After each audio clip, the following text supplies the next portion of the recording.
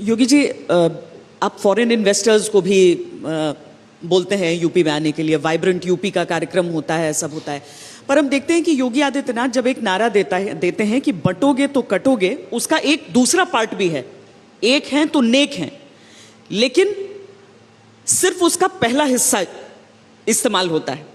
और आपके बारे में यह कहा जाता है कि बंटवारे की राजनीति करते हैं, वो तो विभाजनकारी बातें करते हैं। एक तो आपके पहनावे को लेकर यह आक्षेप, दूसरा ये, क्या योगी आदित्यनाथ अपने आप को मैं कहूं कि विश्व में, क्योंकि लोग चाहे आप इसे स्वीकारें न स्वीकारें, लोग एक वारिस के तौर पर आपको देखते हैं बीजेपी की राजनीति के भविष्य के। तालियां बज गई, उससे काफी आप स्पष्ट समझ सकते हैं, आप खुद सुनते होंगे वो नारे। क्या आपको विदेश में जो कुछ चल रहा है उसके प्रति आपकी अपनी राय, एक जो आप में एक वैश्विक नेता देख रहा है, आप स्वयं में देख पाते हैं, आप उसके बारे में धारणा रखते हैं? देखिए, उत्तर प्रदेश ने इन्वेस्टमेंट के लिए अपनी पॉलिसीज बनाई हैं। हमने 33 अपनी सेक्टोरियल पॉलिसीज बना करके और निवेश को हम आमंत्रित कर रहे हैं। मुझे एक बात बताइए, जो सो कॉल्ड सेकुलर थे, 2000 से लेकर के और 2017 तक यूपी के अंदर कुल एफडीआई जो आई थी वो आई थी मात्र 3000 करोड़ रुपए की, और 2017 से लेकर के अब तक जो एफडीआई आई है वो आई है 30,000 करोड़ रुपए से अधिक की। आप मुझे बताइए, 17 साल में जितना आया था उससे 10 गुना हम 7 साल में लेकर के आ गए। और एफडीआई की, आज देखिए, मैं स्वयं नोएडा, ग्रेटर नोएडा में था, मैंने वहाँ पे माइक्रोसॉफ्ट के एक इंडिया डेवलपमेंट सेंटर का मैंने स्वयं आज शिलान्यास किया है।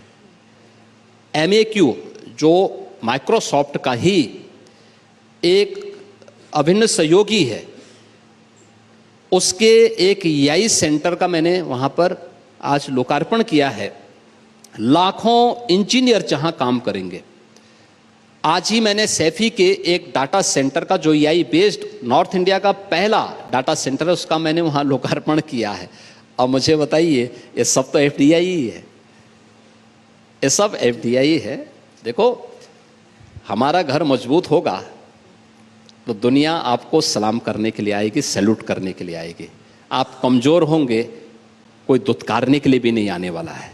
ये मान करके चलिए कि हमें भारत को मजबूत करना है, और भारत के डेवलपमेंट के लिए और विकसित भारत के लिए प्रधानमंत्री मोदी जी का जो विजन है, उत्तर प्रदेश उसमें ग्रोथ इंजन का काम कर सके, उसके लिए हम लोग कार्य कर रहे हैं। और मेरा यह मानना है कि अब तक का जो रोड मैप हम लोगों ने तैयार किया है और जो कार्य हम लोगों ने आगे बढ़ाए हैं, उसके अच्छे परिणाम आए हैं।